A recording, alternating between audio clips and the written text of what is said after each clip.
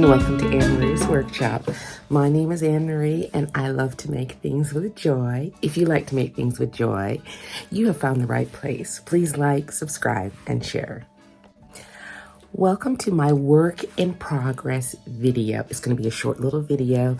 I am working on the Audrey pattern by Veronica Tucker, the label. I absolutely love this pattern. There are 1,800 iterations of what you can make. So I am making her pattern, this pattern here. I'm making it reversible because I have a pattern that is, I have a fabric that is sheer and sumptuous at the same time. It is a burnt out velvet, but you see how the flowers are sheer, right? The feathers on here, which is part of the reason why I feel like it maybe wasn't successful on the shelf here in Jamaica. First of all, they're thinking the velvet's too heavy. The sheer is too exposing, but it's a perfect candidate for something reversible. So earlier this year, when I had my challenge, my sewing retreat in Montego Bay, I came across this beautiful chocolate fabric upstairs at Pablo's in their wedding, special occasion section. It's very light and fluttery. So I thought together I would get a beautiful dress that has all of the exposure covered as well as not too hot. So this is for the fall. This is not really a spring make. So I'm still looking in my stash. I'd like to make an Ankara version of this dress. Now, I've also cut this dress out as a jumper. She does it in a jumper. I'll show it over here. And I've also made the shirt. Now, I'm especially excited to do the shirring. Yes, I'm in my bathing suit because I swim in the morning. So, I know, this life. Anyway, so she does a beautiful shirring on the sleeves with a tie. It's a lovely effect. I think I'll insert that over here. Anyway, so I'm going to make the jumper as well, and the accompanying shirts that go with it. Of course, they're going to be reversible. Now, here's the thing. The reason why I'm showing you this work in progress, I have made the full dress, except for the bottom tier. I've already made that. So now it's coming to the stage where I'm going to fit one. I'm going to attach one to the other. Now, the reason I wanted to do this little work in project video is the weight together. It's just like a regular dress because you don't want it to be too hot and you don't want it to drag you down, right? So that's one of my tips for making something reversible. Now, the reason I want it to be reversible is I think it would be a lovely thing to pack or take with you to an event or a weekend or such where it's fall, the fires are blazing, and you can wear the velvet side one day, and then maybe you can wear the satin side another day. And also, it's just fun. I like to make things reversible. That's just how it is. Alrighty, so now my challenge at this point is, if I had access to stores like I normally would, I think I would make a piping to go around the neckline to keep my brown satin on one side and my black velvet on the other. Maybe I'd make my own piping in a black velvet. Speaking of which, I just got an order of black velvet from Mood.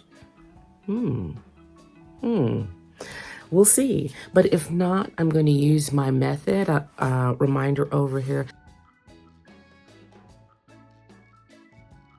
I'm going to use the fusible web inside the seam that will press it to one side or the other. Now, my only concern is that I'm going to test it on a piece of scrap paper, that the webbing show up on the inside of my neckline. That's the only thing I'm worried about. Now, this is velvet. You do need a needle board. All right, so rush right down to, if you're going to do anything velvety. If not, when you press, you're going to crush the pile. Sorry, I just realized maybe y'all don't know what a needleboard is. This is a needle board. Mine has been used quite a bit. There's a fine layer of needles sticking up, and they hold the pile of the velvet while you press, and they keep it from being crushed. I've had mine for a very long time. It was worth the investment.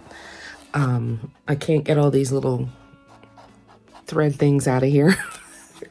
I have better things to do with my time. All right, so this is what a needleboard is. All right. Also, another tip with sewing with velvet is it is important how you cut your pattern pieces out. It is very important. You have to decide. Most velvets have a direction. So, because you can see, okay, let me show you. Right side up. Ooh, sorry, getting confused. Yeah, right side up, my velvet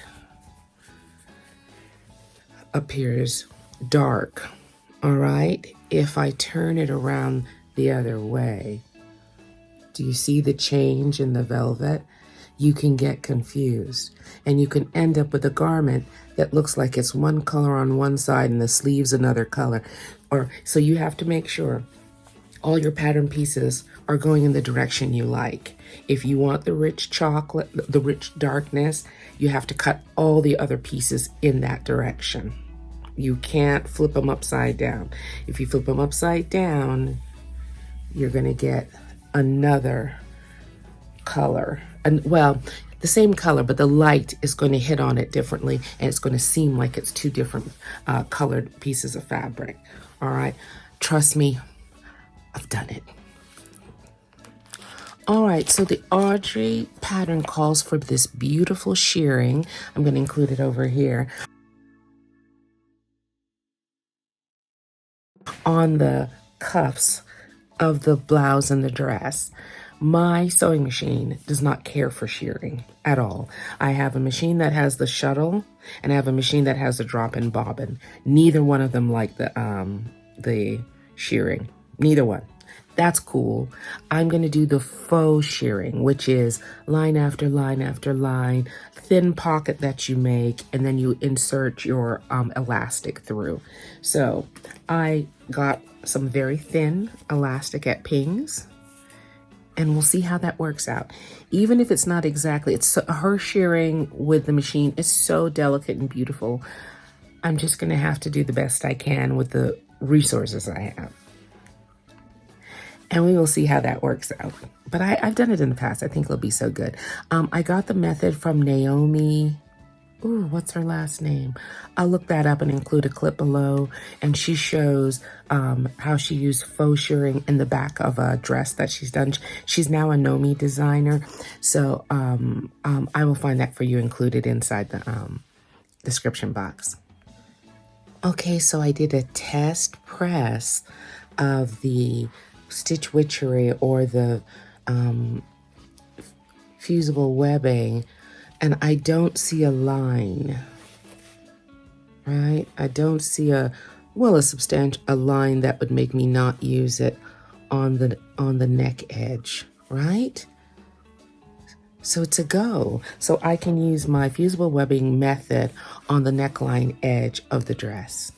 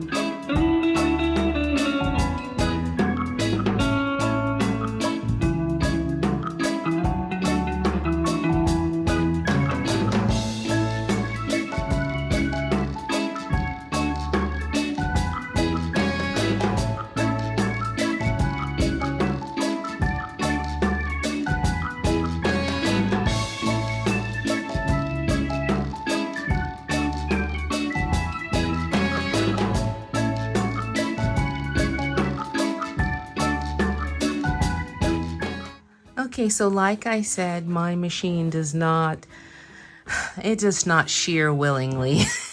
So I am doing my other method where I create these small channels, which I'm going to run my tiny elastic through. Now, once again, because I'm making my garment reversible, I have to make allowances for where the sleeves are going to join. So I've left about a ½ inch at the edge, because I'm going to have to attach this to the velvet side of the dress and then this to the satin side.